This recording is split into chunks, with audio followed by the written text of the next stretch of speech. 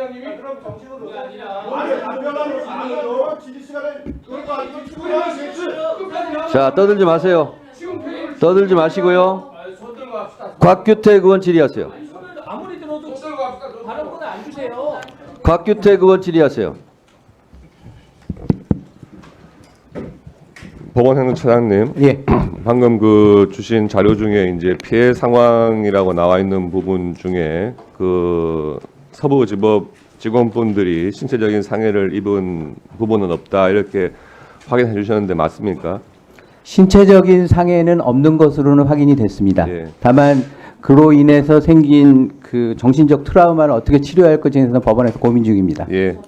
지난 주말 사이에 헌정사상 뭐 초유의 일들이 하도 많아가지고 정말 안타깝게 생각을 합니다. 그리고 이런 법원에 대한 이런 소요 사태는 다시는 있어서는 안 되겠죠. 예, 맞습니다. 그에 대해서는 다 공감을 하고 있고 다만 그 법원에서 이런 일이 있을 거에 대해서는 충분히 예견을 하고 사실 준비를 철저하게 했어야 됩니다.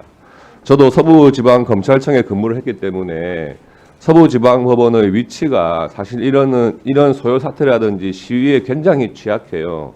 거기는 바로 대로변을 접하고 있지 않습니까? 그래서 법원까지 들어가는 어떤 좁은 길이 있는 게 아니고 그 앞에 대로에서 시위를 하게 되면 그 시위 사태가 법원에 바로 영향을 미칠 수 있는 그런 위치에 있단 말이에요. 서부지방법원이. 그렇지 않습니까? 그러면은 그 전부터 이 서부지방법원에서 체포영장 발부하고 구속영장 하는 것에 대해서 많은 그 시위자들이 그 현장에 있었단 말이죠. 그렇다면은 그런 위험성을 고려해가지고 충분한 사전 대비를 했어야 되는 것이 아닌가 하는 아쉬움이 크게 남습니다. 네, 한 말씀만 올려도 되겠습니까? 예, 제가 질문 드릴게요. 예. 예. 그래서 오늘 지금 언론에서도 이런 부분에 대해서도 우려를 했습니다. 구속영장 발부 과정에서 굉장히 이 공정성이나 형평성에 의심을 하게 한 이런 부분들에 대해서도 지적을 해놨어요.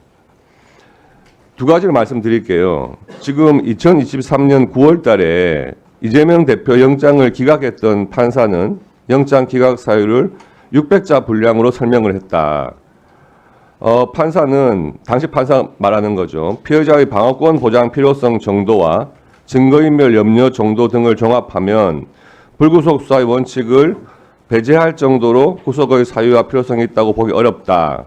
설명하면서 정당의 현직 대표로서 공적 감시와 비판의 대상인 점을 감안했다는 사유도 있었다. 야당 대표라는 정치적 배경을 불구속 사유로 들었던 법원이 현직 대통령에게는 왜 이 원칙을 적용하지 않았는지 설명이 필요하다. 이런 부분 하나를 지적했습니다. 그렇고 또 이런 지적도 했어요. 영장 심사가 주말에 이루어지면서 대통령 영장 심사는 영장 전담 판사가 아닌 주말 근무 당직 법관에 의해 이루어졌다. 과거 대형 사건의 경우 주말이라도 영장 판사들이 했던 전례와 비교해도 납득하기 어렵다. 이렇게 언론사에서 지금 사설을 통해서 지적을 하고 있단 말이에요. 이런 부분들이 법원에 주는 그런 이미지가 뭔가 불공정하고 이게 다른 사례들하고 좀 형평성이 맞지 않는 것이 아니냐 이런 지금 지적들을 하고 있는 겁니다. 그래서 지금 제가 말씀드린 두 가지 지적사항 이재명 대표에 대한 영장 발부 사유, 영장 기각 사유 이런 것에 대해서 볼 때 너무 이 발부 사유가 설명이 부족한 거 아니냐. 그리고 서부지법의 경우에는 왜 영장 판사들이 있음에도 불구하고 그냥 주말 당직 판사에게 이런 것을 맡겼느냐 하는 부분에 좀 설명을 해 주시죠. 두 가지 측면에서 답변 올리도록 하겠습니다. 이번 사태에 대비해서 법원의 준비가 부족하지 않았냐라는 의원님 질문에 대해서 먼저 답변을 올리자면요. 사안의 심각성을 판단을 해서 법원의 보안관리대원을 대법원에 소속된 인원과 서울고등법원에 소속된 인원을 추가적으로 서부지방법원에 파견을 해서 보안관리대원을 증설을 해서 이번 사태에 대비를 했습니다. 청사의 보안은 외부적인 부분은 경찰이 담당을 하고 있고 내부적인 부분은 저희가 담당을 하고 있는데요. 구체적인 사건 수사를 통해서 진실규명이 이루어져야 되겠습니다만 이번에 시위대가 진입된 경로를 보게 되면 법원 후문 쪽에 있는 부분이 무너지는 바람에 시위대가 들어온 것으로 보고 있고요. 청사의 출입문을 통해서 들어오는 과정에서는 셔터가 내려져 있고 경찰이 보안 스크럼을 짜고 막고 있는 상태였습니다만 청사 측면에 있는 당직실에 유리를 깨고 시위대가 진입하는 바람에 청사의 출입문도 아마 무너진 것으로 저희는 판단을 하고 있습니다.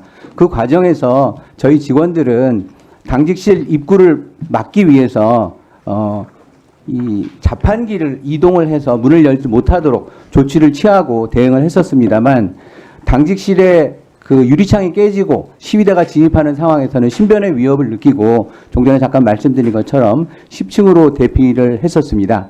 이런 재반 사정을 고려했었을 때 저희도 정말 예상치 못한 상황이었습니다만 추가적인 인력 투입을 해서 보안관리대원이 나름대로 노력했다는 점을 말씀을 드리도록 하겠습니다. 두 번째, 서부지방법원에서 왜 영장 전담이 아닌 당직 판사가 이 영장 실질 심사를 했는지에 대해서 답변을 올리자면요.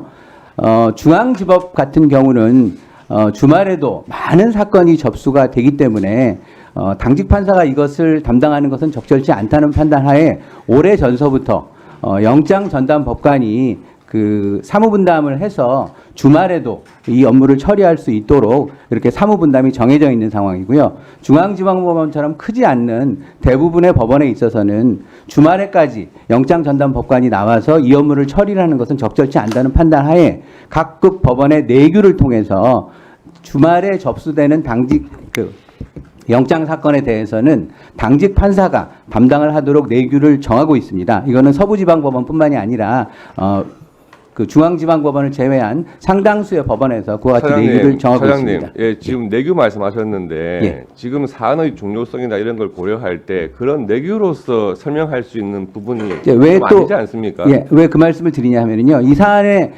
심각성과 또는 그 여러 가지 정치적 측면을 고려했었을 때 원래 규칙대로 내규에서는 당직 판사가 하기로 돼 있었는데 이런 사항을 고려해서 그러면 이번에는 내규와 달리 영장 전담이 하자라고 했었을 때 생길 수 있는 또 정치적 논란이 생길 수 있기 때문에 여러 사정을 고려를 해서 원칙대로 당직 판사가 담당한 것으로 알고 있습니다. 네, 수고하셨고요. 지금 법원행정처장님